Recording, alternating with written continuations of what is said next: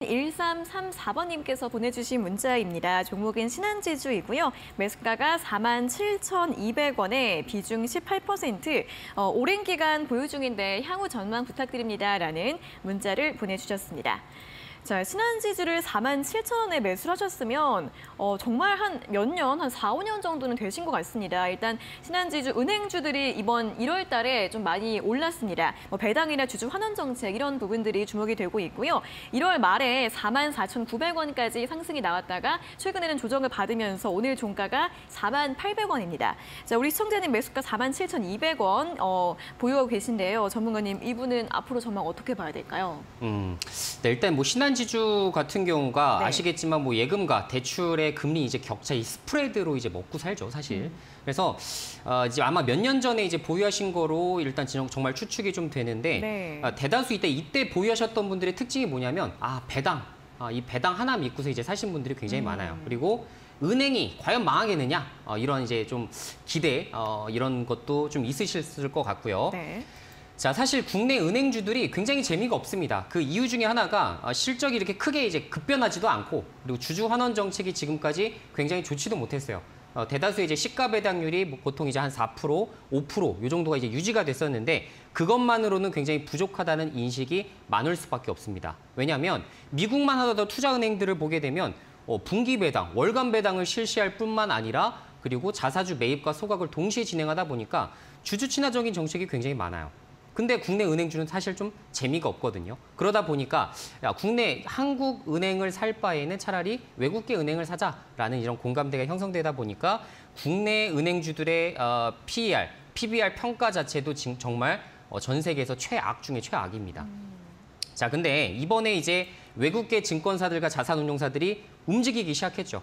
주주운동 확실하게 피고 지금 현재 PER 수치가 3배, 4배밖에 되지 않는 주된 이유 중에 하나가 바로 뭐다? 바로 실적적인 부분에서 찾아올 수 있고, 그리고 아까 말씀드린 주주정책, 이 부분에서 찾아봐야 된다라고 이야기하는 투자자들이 굉장히 많아지기 시작했습니다. 그래서 신한지주도 마찬가지로 지금 현재 자사주 매입과 소각을 이제 동시에 진행하겠다. 지금 내가 벌어들이는 이익의 30%는 주주정책에 쓰겠다라는 것을 공언하게 되면서 역시나 이제 바닥 대비 주가가 그래도 지금 좀 올라온 상황이죠. 그죠? 그래서 34,000원까지 머물렀었던 주가가 45,000원대 주가까지도 갔다가 지금 다시 조금 이제 횡보하는 모습들이 나타나기 시작하는데 여러분들이 아셔야 될 건 자사주 매입과 소각을 진행할 때에는 일시적으로 진행되지 않습니다. 보통 아까 말씀드린 대로 연간 이익의 얼마만큼을 진행하겠다라는 부분이기 때문에 앞으로 수년간에 걸쳐서 주가는 재평가를 받을 수밖에 없어요. 그래서 신한지주를 단기 종목으로 인식하기란 굉장히 무거운 종목이라 볼 수가 있겠고요. 장기적인 관점에서 주주정책과 실적이 동시에 좋아지는 이 시기를 보시는 게 좋지 않을까라는 말씀을 드려보고요. 특히나 이제 자회사 같은 경우 제주은행이 마찬가지겠지만 지금 현재 STO 관련된 종목으로 또 손꼽히고 앞으로 인터넷 은행이라든가 여러 가지 이제 사업 비즈니스로 넓힐 수 있는 만큼 앞으로 시너지 이런 부분도 좀 기대를 해볼 수 있는 부분이 아닌가 이런 말씀을 좀 드려볼 수 있겠네요. 실적을 한번 볼까요? 네. 자, 일단 2022년도 이제 작년도 기반으로 봤을 때 영업이익이 약 한 5조 8천억 정도가 지금 나온 상황이고요.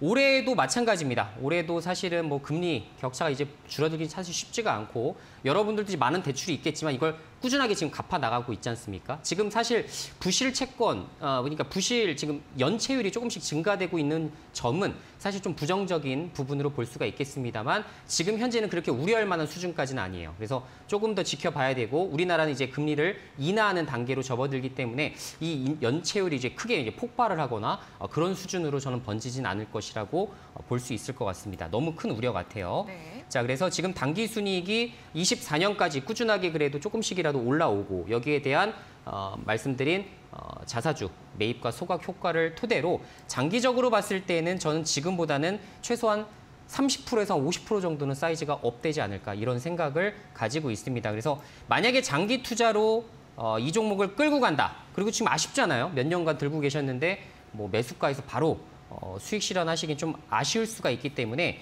제가 말씀드린 대로 최소한 5만 5천 원 정도 이제 최고점까지는 그래도 다시 한번 터치 가능성이 있기 때문에 55,000원까지 조금 시각을 넓히시고 보유 기간을 조금 넓히신다는 생각으로 접근을 해보시면 그래도 쏠쏠하게 배당 수익 챙기시고 그리고 주식 수익도 챙기실 수 있는 이런 방향으로 가실 수가 있지 않을까 이런 의견을 제시해드리도록 할게요. 네, 아무래도 신한지주는 은행주 특성상 또 좀 길게 천천히 보셔야 하는 종목이다라는 의견을 제시해드렸고요. 그래도 전고점인 55,000원까지 좀 상승 기대해 볼 수 있지 않을까 하는 의견 제시해드렸으니까요. 참고해 보시면 좋겠습니다.